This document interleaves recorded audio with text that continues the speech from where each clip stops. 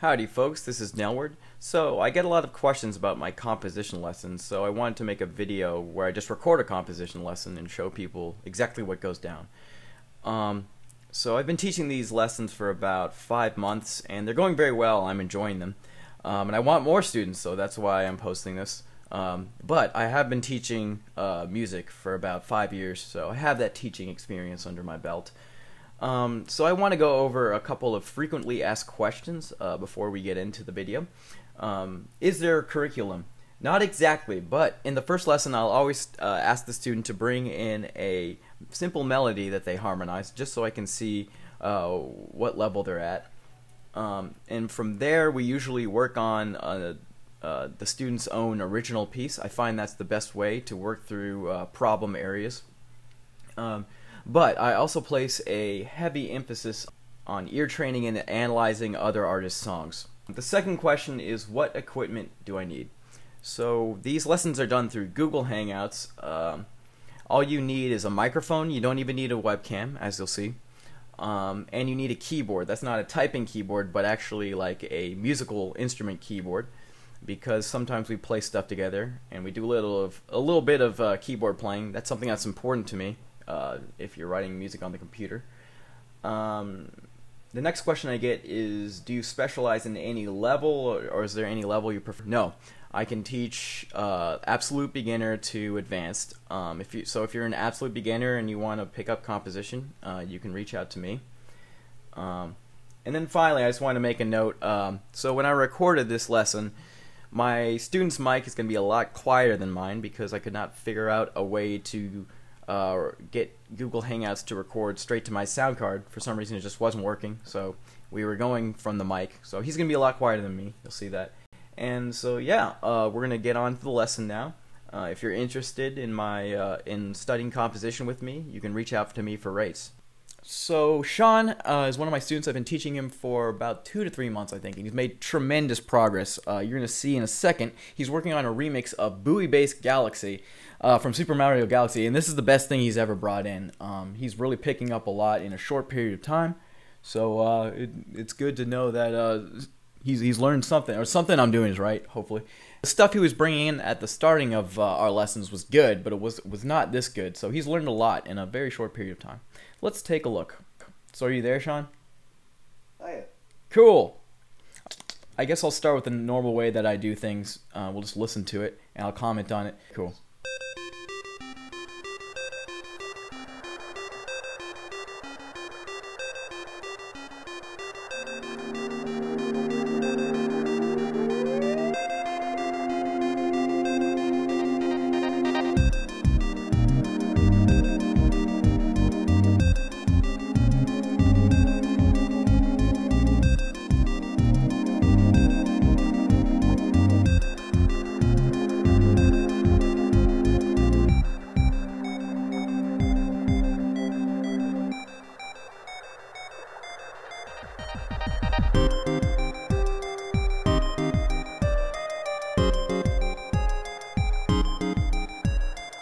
I like the use of ambience.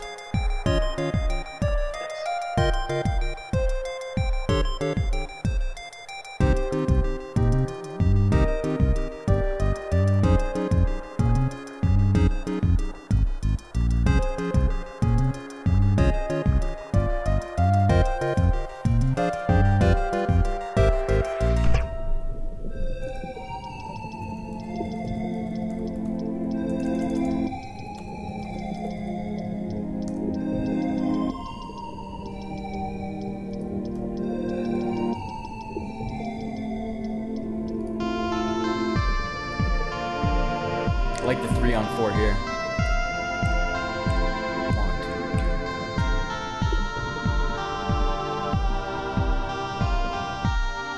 It was a 4-on-3.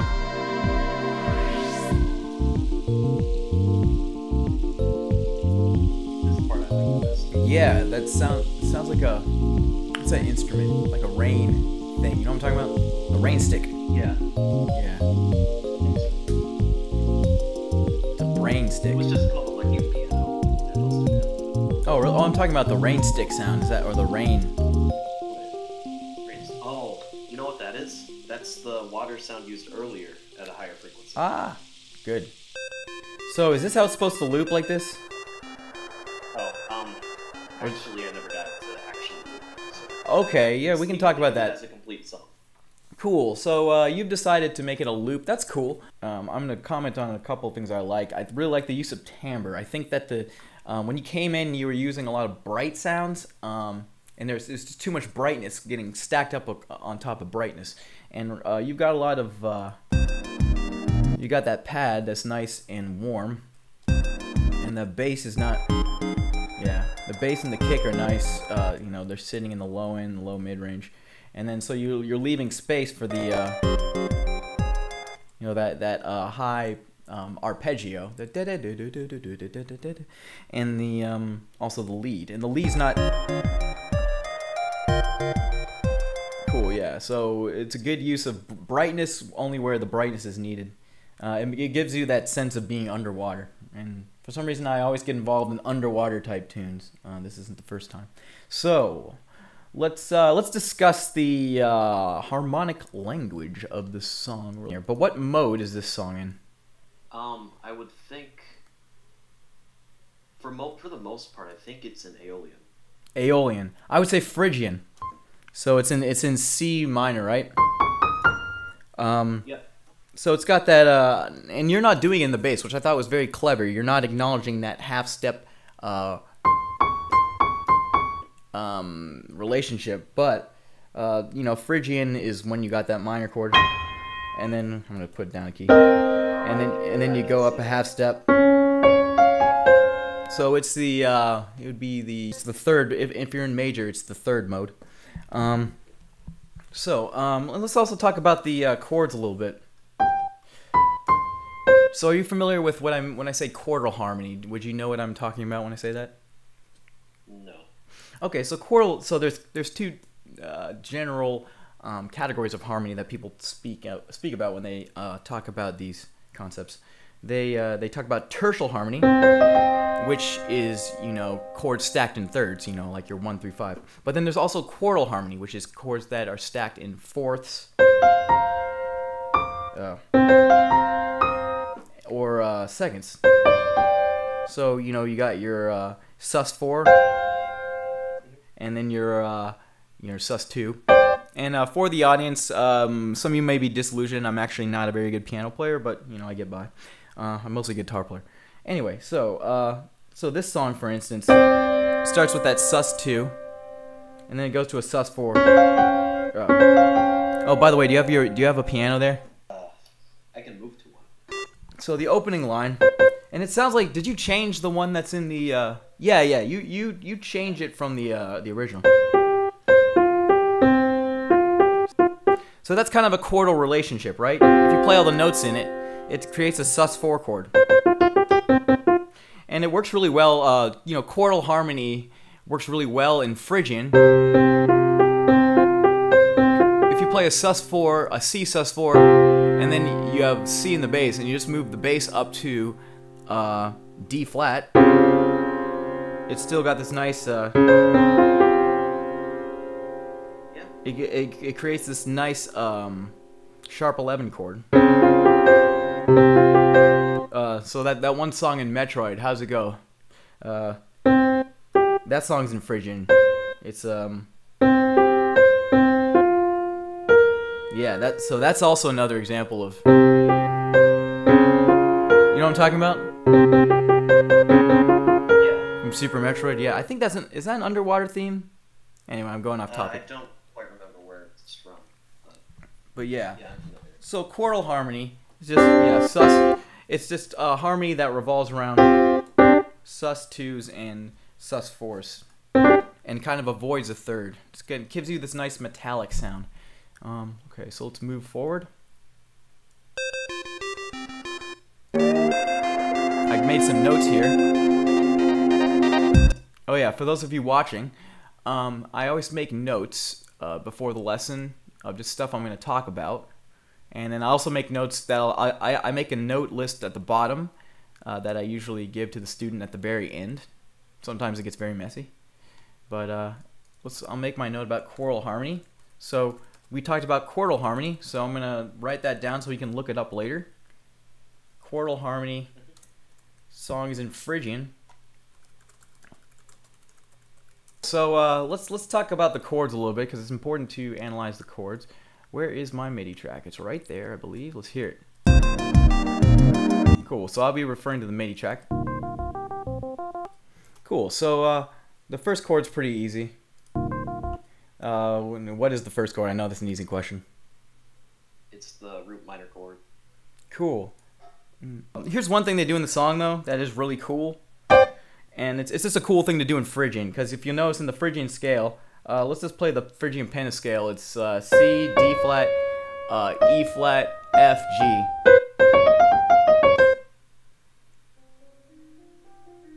Good stuff. Okay, so what they do, how they harmonize the first chord, is they actually have a note that's not in the Phrygian scale. They have a D, which creates a major second between the C. So let's play that really quick. Let's play a D sus2 with a C in the bass. So it's going to be a C, D, G in the your right hand.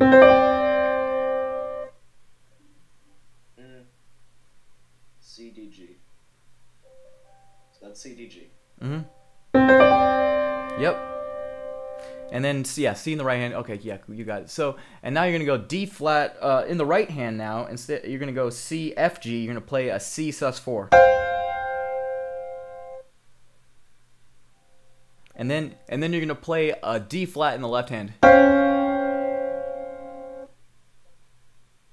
Yeah, I like that. Yeah, so the reason I think it's cool is because that well, I mean the major ninth is always a nice sound over you know, a minor chord, minor ninth. And it's also not in the if you try to play that D flat with the next chord, it'll sound like poo. So it creates a nice kind of key of the moment type of, I don't know, it's a nice sound. So yeah, my recommendation there would be to add a ninth. Let's look at the second chord now. So cool. What would you call this chord? Can you play the notes again? Oh, so it's D flat, A flat, C, D flat. Yeah. So it's. So that's 2 and 6. And then in the bass, it sounds like you've got the you got an F, right? Yeah, that's right. So cool. How would you classify this chord? If I were to name that, I'd say a C sharp major 7. C sharp major 7 over what? You know, because we have got F in the bass. Yeah, the F would be the 3rd, right? Yep. Yeah. So it's a C sharp major 7 over F. And the reason why that sounds cool, I kind of like how you did that, because in the Phrygian vibe, like when people write things in Phrygian, they tend to really hang on that minor second relationship between the root notes. But you avoided that by doing the 3rd and the 2nd chord. So it sounds like this. And then the next one goes like this. Cool. I still think it would sound. Let's hear it with the 3rd. So here's this would be C minor 9, and then the next would be, yeah. So that works too. Something to think about. So I'm gonna say first chord C minor 9, and then as far as your voicings go, you got fifths here, but I think that's good because they're kind of holding everything stable. We talked about how fifths are kind of the most obvious harmony, and you don't always need them. But I think for your purposes, they're working. One of the things I really cut on to, I think, when I asked things earlier, like how I can change chords to make them more interesting if I'm repeating one thing. Mm-hmm. So, for example, C major to F major. One thing you've told me a few times was to just bring it down a 3rd. Bring it down a 3rd. F instead would be B. The F would be a B. Oh yeah, yeah. A D. Oh, a D. Oh, okay. So substituting the 2 for the 4 is what you're saying. Yeah. Yeah, What I yeah. would do a lot here is just come up with something that's obviously going to work with that note, and then just bring it down some thirds until it sounds a bit jazzy, and then I stack like the first, the third, the fifth, the seventh, the ninth, etc., and then I just pick out which ones I want to use. Yeah, oftentimes in tonal harmony, the chord that's a third down, sorry, will substitute well. Yeah, yeah, you're right. And then, so let's keep going.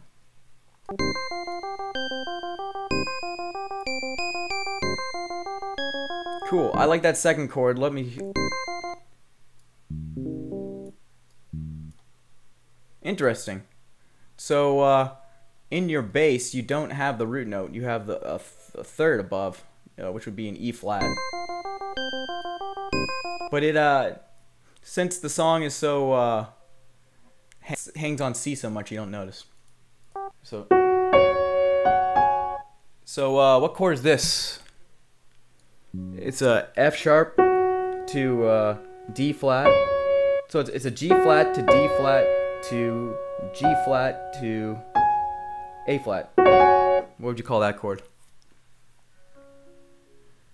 It doesn't have a third in it. I want to say it's some sort of sus4. Yep, it's a sus2 actually. So if you just play it down here, it would be G flat, A flat.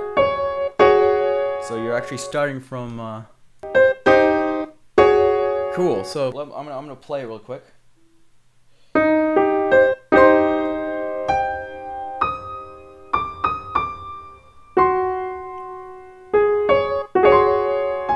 Yep, that checks out. Wonderful. Yeah, because you've actually got that nice sharp 11 going there.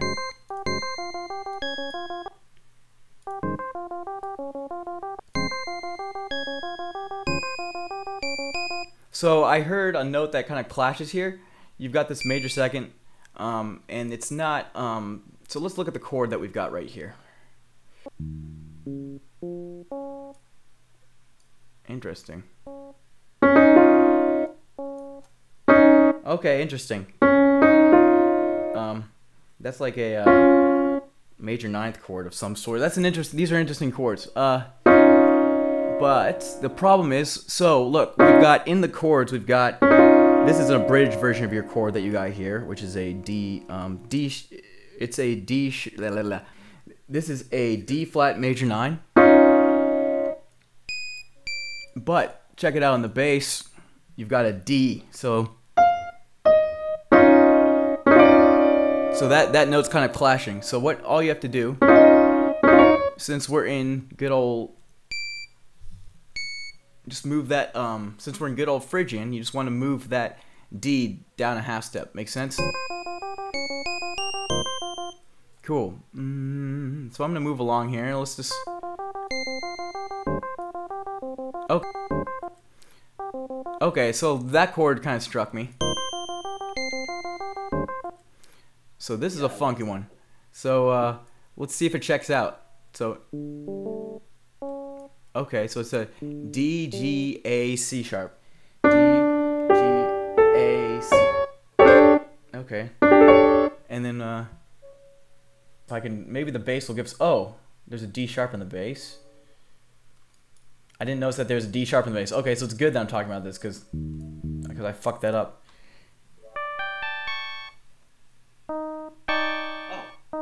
So there's a D sharp in the bass. I don't know.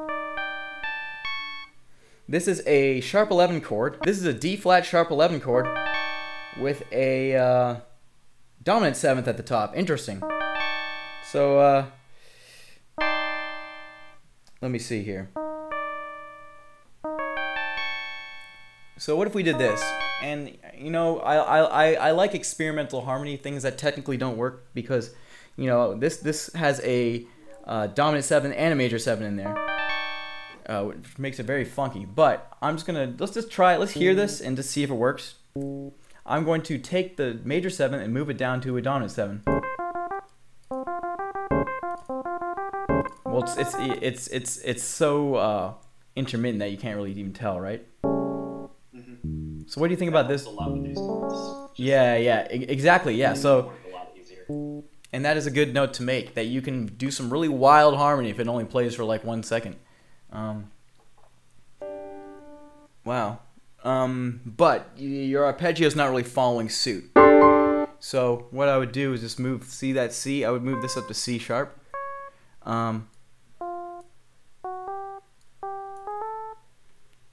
Let's see if this works.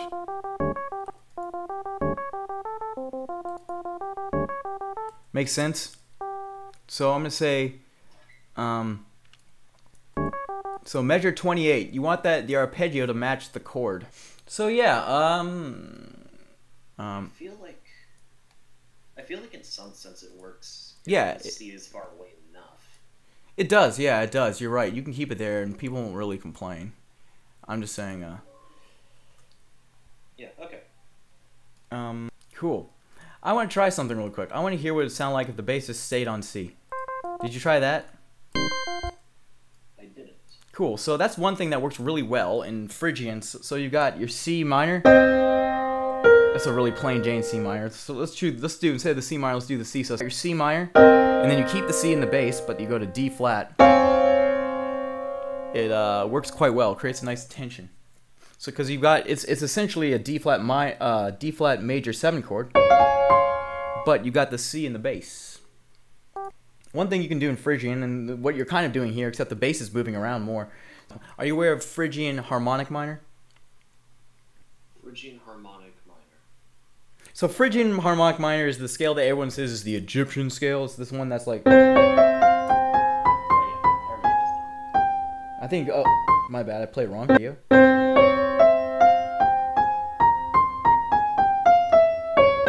So all you're doing, so in Phrygian melodic minor, it's very similar to Phrygian in the diatonic scale, but the first chord is a dominant 7th chord. So that's kind of what you're doing here.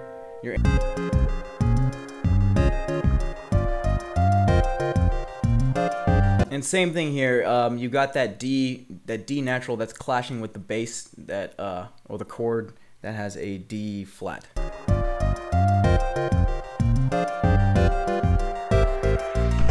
Nice. So I like that Picardy third at the end. That's very nice.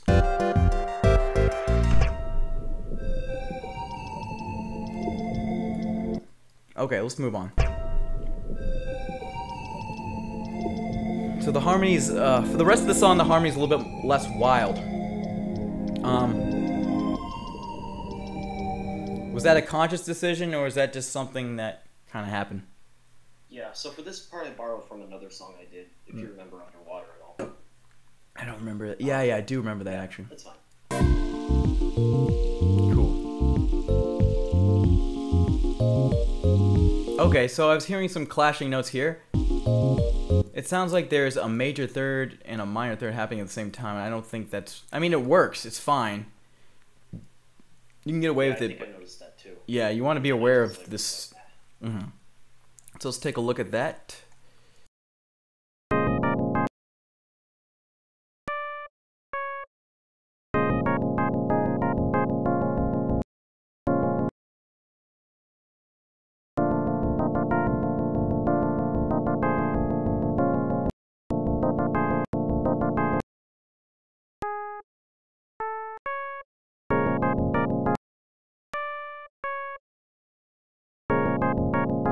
Okay, basically, you had some notes that were just clashing with the chords. You had like a major 7th where there was a, and there was a minor 7th in the melody, and I was just fixing some of that. Or sometimes there would be a major 3rd, and there was a minor chord, like a minor 7th in the harmony. So I was just fixing that.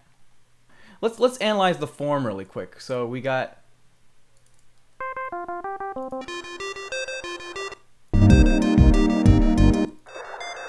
I guess this would be large scale A, this would be large scale B, and this would be the B of B. So I'm gonna put you in the B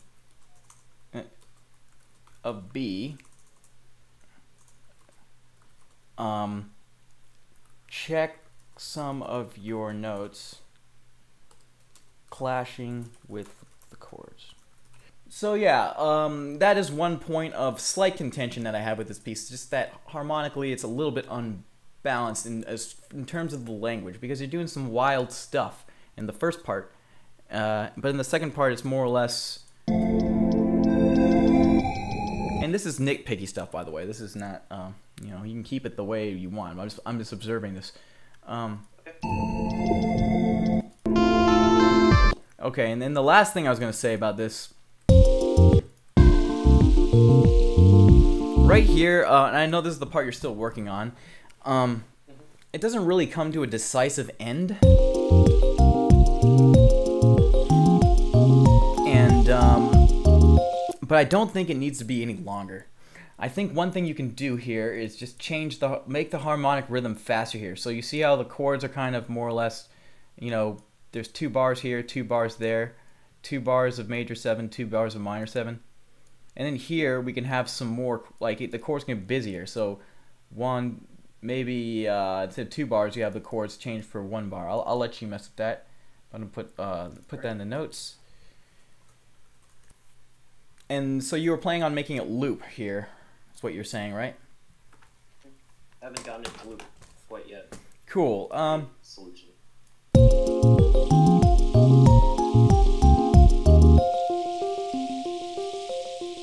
So what you can do, and this will be really easy, is so you have this Rhodes playing the da da da da da da da da da da da, right? Yeah, I was gonna have that loop back to the part at the beginning where it does that same thing. Yep, and then what you can do is get that square to slowly fade in. So you got you'll have the Rhodes fading out and the square fading in. Does that make sense? Yeah. And then you can just start over there. But I just think this ending is a little bit, this needs to be a little bit more decisive. You can do that with more percussion activity here. Maybe something substituting for a crash coming here, or we'll get into that now. So when I'm critiquing my students' songs, I like to think about what I call the 5 main dimensions of music. I think about melody, I think about harmony, I think about rhythm, I think about timbre and dynamics. And I'm always thinking about how can we modulate these areas better. So in that last example where I was speaking about the ending of the B section of B not having enough harmonic rhythm, I was thinking about kind of harmony and rhythm and dynamics at the same time, like using harmony and rhythm to create a greater dynamic that brings us to a more decisive close. I'm gonna take a quick breather. I was struggling to analyze some of those chords. Some of those chords are more wild than anything I'd seen from you before. So I was like, whoa, they're yeah. Because usually you have more standard tertial chords. Some of these chords, you know, they're omitting the third. They're just they're more out there voicings. So you threw me up for a loop there for a second. So let's take a look. Yeah, that's a compliment. That's a compliment. So what I think you can do with this arpeggio is you can modulate it more. The most obvious thing that comes to mind is using delay to modulate it. So this is where we're gonna wait for my computer to load. You can add like a rhythmic delay that comes in and out.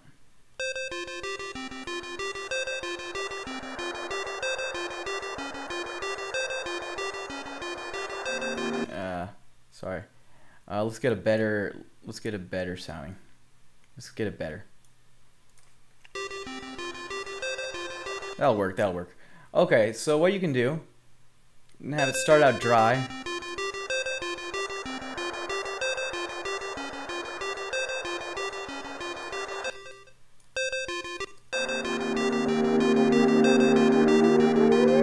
I like that glissando, by the way. It's nice. You get that from Donkey Kong? Yep. Oh, it's the sticker brush sound. So, I think you can stand the arpeggio can stand to have its attack taken off a little bit. I think it can be a little bit sharper. And also, when you add delay, the choppiness of the arpeggio will sound very nice. So I'm not gonna do any more modulation to it there. Let's let you put down my nice little notes. Okay, so right here you can even see in the waveform that the arpeggios is too loud and it's taking up too much space, I think. Let's hear how it sounds if I just take it down an octave in the forthcoming section. That might work. So you might benefit from having the arpeggio go down an octave here. And for your ambience, I want to talk a little bit about side chaining, and I think it'll be better suited for me to talk about it in this section.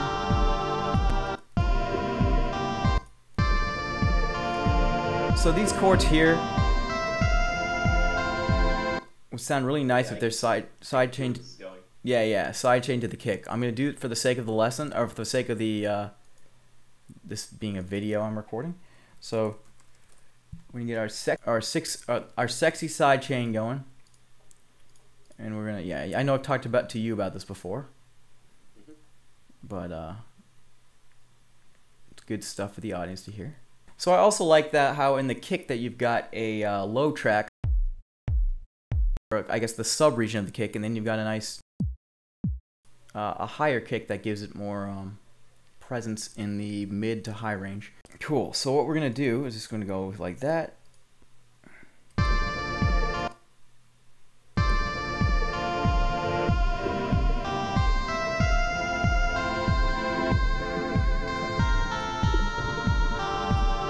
So let's hear it on its own.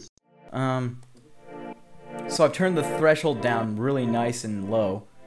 That way we get this nice pumping effect. Some modern production going in your VGM there. I'll make the attack nice and fast. And I think that's a good release. If I made the release any faster, it would just... yeah, we wouldn't get that pump. And also, you can experiment with your ambience. Side chaining your ambience to like a snare or to the kick. I think you'll get a lot of mileage out of doing that. So it's anything that's consistent sounds good with side chaining. It's something you can do, so you might as well do it. So since we're doing a water song, I'm going to teach you how to do, you know those bubble sounds I have in my songs a lot? Mm-hmm. Do you know, have I taught you how to make... like the sody pop? Yeah. Have I taught you how to do that? I think if I were to imagine how you do that, it would be like you take some sort of low bubbling noise, maybe even just another underwater noise, and then just raise the frequencies a bunch. That's one way to do it. You can just do it with a sine wave. A sine wave and a pitch envelope. Check this out. So I've got a just a sine wave sound. I'm gonna get a generous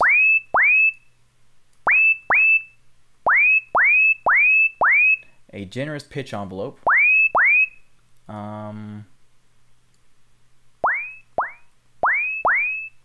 Let's hear this. I haven't done this in a while. It doesn't sound too interesting until you add delay, and I prefer Ableton's filter delay, ping pong delay. It's kind of a filter and a panned delay.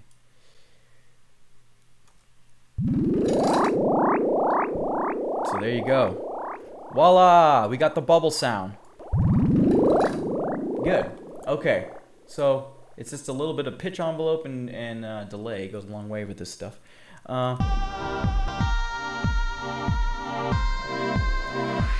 Okay, so you got a nice riser there, but I'm going to add some more. The risers, I think in general, just need to be a little bit more detailed. That riser is mostly in the high end. You need to get a little bit more mid-range meat going on in these risers. So I'm gonna do some with the bubbles real quick. There we go. That's the money.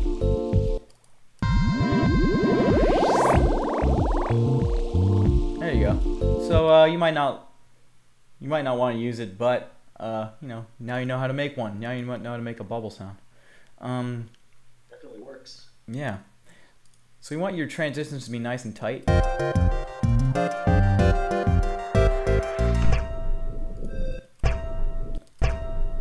You want whenever there's a transition, you want to check to see that if there's anything ringing out into the next section that you don't need. So I like that. I like that being there. I think we're good here. Yeah, I kind of like the chord bringing out into this, but there's another section where it was bothering me. Yeah, I think here like a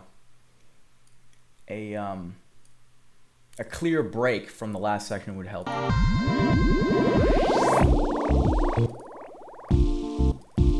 So let me hear. So I'm just gonna look at your waveforms, make sure there's nothing else poking out.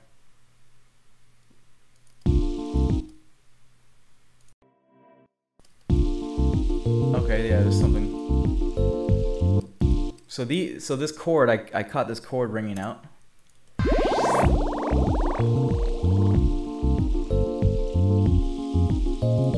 Good. Yeah, so it isn't that bad. Let's listen to the starting to make sure. So typically, generally, the instrumentation has too many simple waveforms. It still relies a little bit too much on sound fonts for my liking, but it's.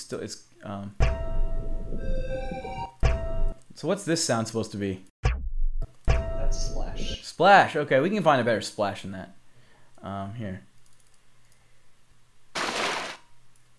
I'm going into my bag of tricks here.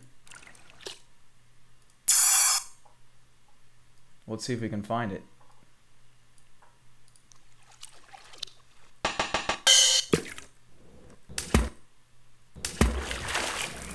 That one's pretty good. So this one's nice because you can hear how it kind of tickles you in the high end, tickles your ears a little bit.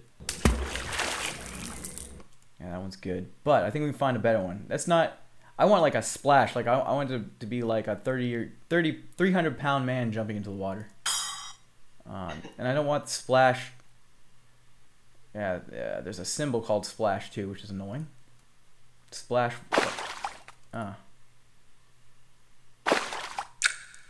Having no luck. Okay, so I don't have time to look for it.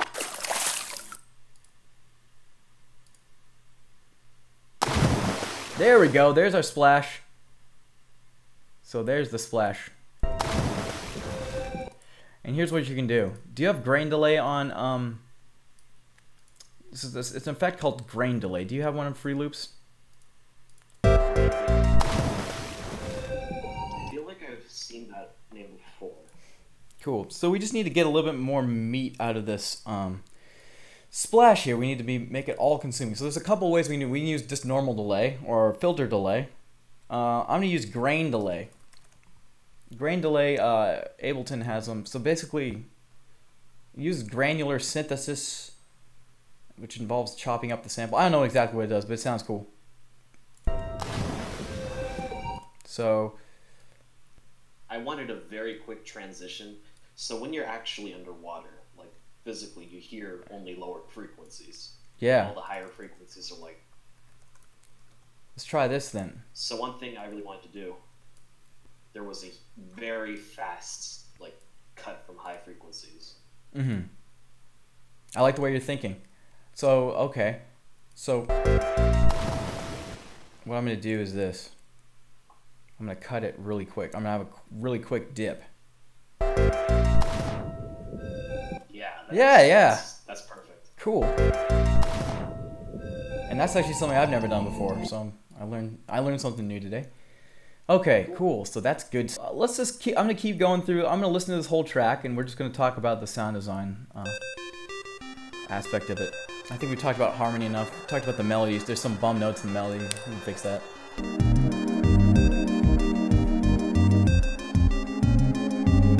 So yeah, side chaining the kick here. You'll get a lot of. I think side chaining the synth sound, the synth pad to the kick would sound good. So I've noticed. Let's listen to. There's no snare in this first part.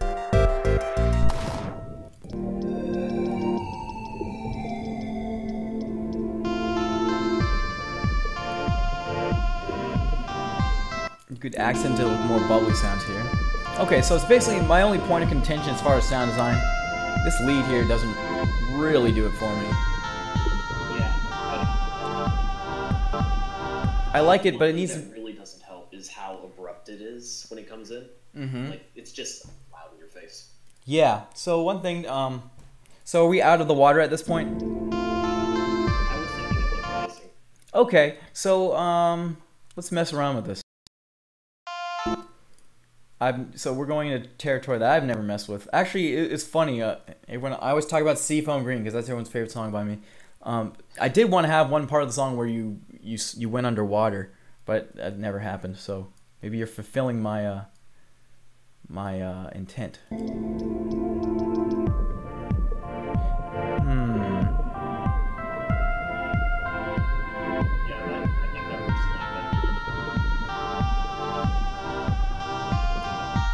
Still need something in the high end.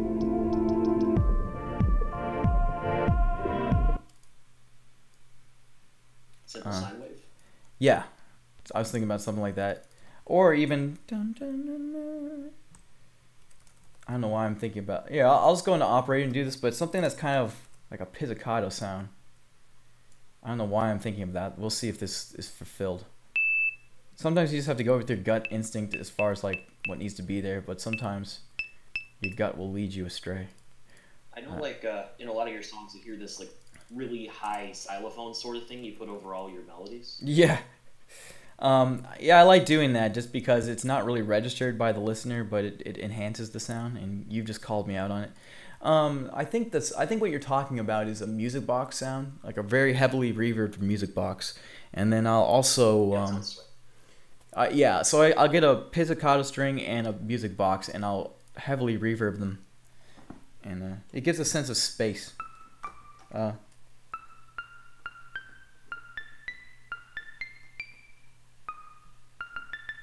Yeah, that sounds really underwater to me. That like the pizzicato-ness of it. I don't know why. That's just subjective. So here, I'm gonna try to play the melody. Hopefully, I won't mess it up.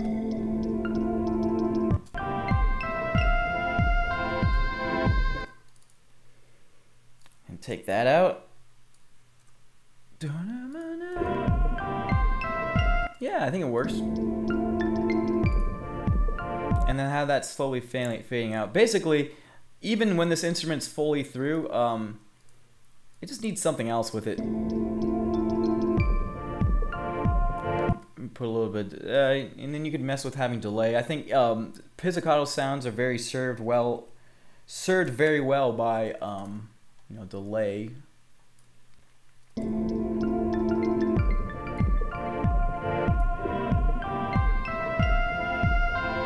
And I'll just say that as a general comment. See, I'm not hearing enough like transient heavy pizzicato sounds in this track. I think you can really get a lot of mileage out of using some synth sounds with a fast decay and adding some ping pong delay, or adding some delay, not ping pong delay. I'm speaking in English.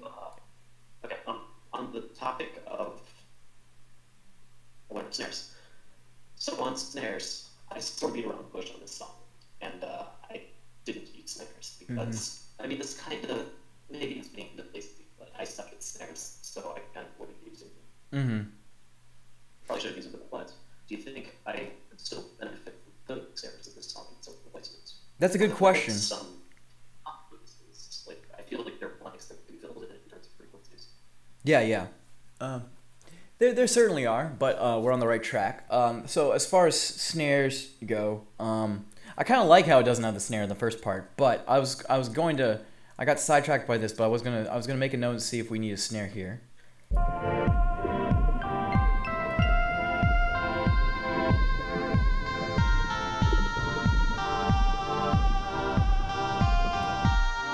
And I think here you can get a lot of mileage if you had another instrument slowly fading in, kind of bringing us to a crescendo. Here's my bubble sound. Oh, for the audience, a lot of the things I add to the track need fine tuning just for the sake of time. I don't do that necessarily. What I like to do with my students is give them a set of options that they can use, so they can go home and mess with it on their own. So yeah, okay, for the sake of scope, I think we can have a little bit of snares at the very end. So what I'm going to do is I'm going to get the famous gated snare. So not every song needs a snare. This song certainly is very snareless, but I think for the sake of scope, we can put some snare, and it's just a little bit more percussion in general at the very end. Yeah, you're right though. It does need to be more wet. I'm going to get to that in a second. So it's not really gluing into the song. Here's what we can do to help that. Just put some reverse snareage. Reverse snares is something I do all the time. Reverse percussion is just something I should definitely try out. Yeah. I've done it like once. Yeah. Okay, I'm gonna get the ping pong. Good old ping pong delay.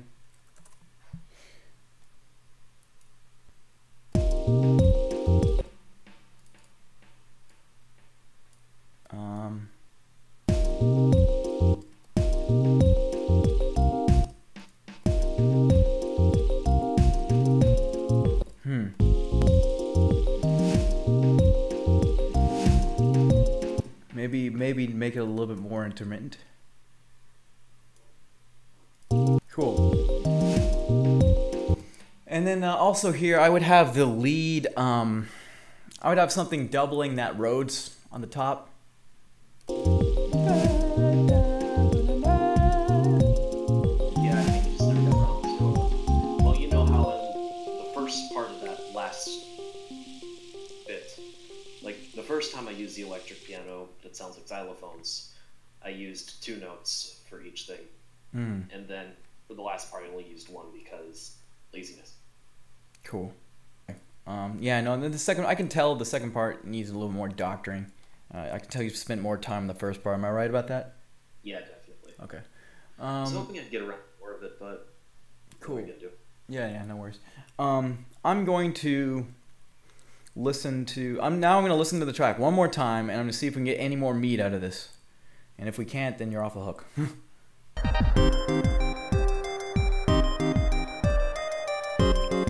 Right here, I would suggest having like a just another instrument. This goes back to the idea of doubling timbre, which is something I talk about a lot.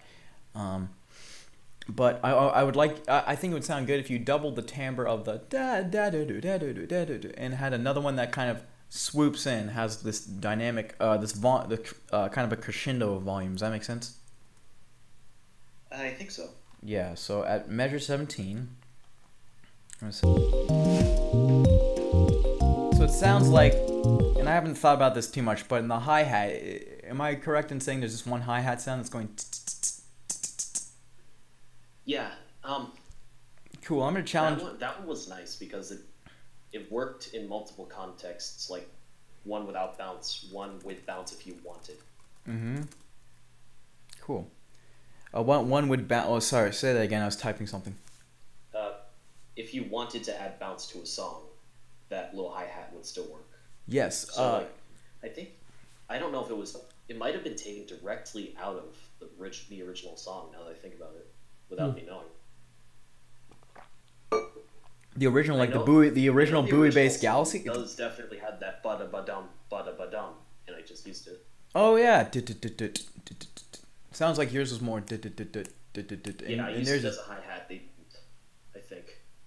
That's cool. Yeah, so definitely think about that, referencing, and I haven't analyzed Bowie Bass Galaxy to a T, but yeah, if you can add in little cool references to rhythms or melodies here and there, because I know you interpreted it quite a bit, and I like it a lot the way it is. But it's always cool. Adding Easter eggs is a big thing that I like, because... oh, you know one thing... So, as far as hi-hats, I'm going to challenge you to add another hi-hat sound, and then also... take the hi-hat sound that you have. I like how it, it's just really short and there's a fast decay time. Sorry, go ahead. I do have another question now. Okay, can I say this and then we can, yeah, sure. you can ask. So I want you to add another hi-hat sound, at least one other, and then also reverse one of the hi-hat sounds. And just mess around with that, and I think you'll be able to get some good stuff about reverse kicks. Mess with that too. Like you can get a lot of reverse kicks that are anticipating the coming section. So we can do. There's more that we can develop there. Sorry. Okay, cool. So what was your question? Okay. Going off of drums in general, you probably noticed that I only have like 3 different patterns for drums in this whole song. Yeah. There's the bum bum bum bum bum, and then there's just the bum bum bum bum, and then there's the hi-hats that only does one thing ever. Yeah. I'm thinking I should definitely vary it more. Yeah, so you want to find... Because oh, sorry, I remember in Beach you said something along the lines of that, but maybe it was for a different reason. I don't know. This one just tends to work a lot better, thankfully. And this, yeah, I think this song would be served a lot better. You could definitely add a lot more variation in the kick and the hat.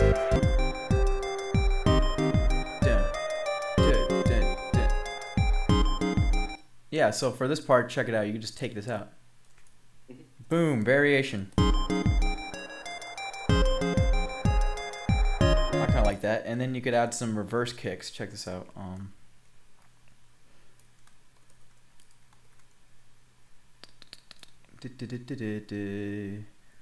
Something I hear you do a lot in some of your songs as well. Sometimes you like wait a beat before you actually move on, if that makes sense. You're talking about the kick will come in and like the beat too instead? Yeah, except it sounds like the whole song is like delayed a beat instead. Oh, really? That's actually what happens. I'm not sure what you're referring to. to. It's not a bad thing. It's not a bad thing. Let's check out this reverse kick. Yeah, that's fine. Yeah, see, listen to that.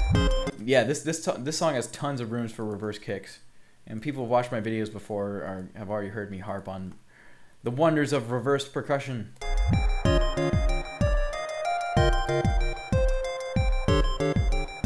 Yeah, so adding variation might just mean taking something out. And yeah, the kick doesn't always have to be on beat one. I'm not sure if we're exactly referring, but let's hear it here. So.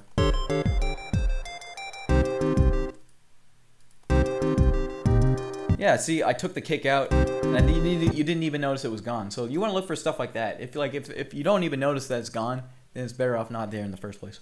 Yeah. But as far as like your use of space and timbre, like this is like worlds ahead of that beach song. Holy crap! I was surprised. I know. Like this was such a large jump from that. I surprised myself. Yeah. I think it was just because we were on beach for so long. Yeah, we're on beach, and I really took. Oh, sorry. Go ahead. No, you were pretty much gonna say what I was gonna say. Yeah. I think I took the time to like point out the issues that I had with beach, and I think you've addressed every single one of them in this one. So yeah. These lessons are doing. Pardon me?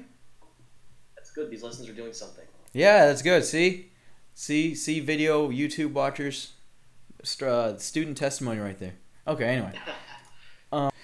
All right, so at the end of every lesson, I give the student basically a little assignment for what we're gonna do for the next lesson. Basically, I just want I want Sean to address all these little things we're talking about. It's more nitpicky things because we're getting a lot better.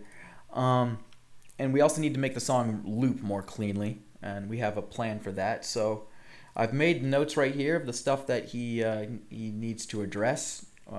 He doesn't have to address all of it. Basically, I just want to get him thinking about other options. So we started out talking about the harmony, analyzing that, and some of the notes. There's some sour notes in there. We can fix those. Mostly because, most of the sour notes we encountered were because the song's in Phrygian, which uses this scale. And the melody has a major second, which, as you can tell, is not part of the Phrygian scale, so sometimes that was clashing. So basically, so if this were a normal lesson, I would send Sean some of the files, some of the samples that I threw in here for the splash. I think I'm going to send him the splash. Other than that, I want him to do the rest on his own, like creating the little bubbly tune sound, which there's still something weird sound about that, but yeah, it needs to be fine-tuned. So yeah, that's how I do a composition lesson. It's interesting stuff. I've been doing it for a couple months now, but I've been teaching for about 4 years, so I have experience doing that, and it's going pretty well. So if you're interested in taking composition lessons, just hit me up, and we can talk about rates, and we can talk about where you are and where you want to be.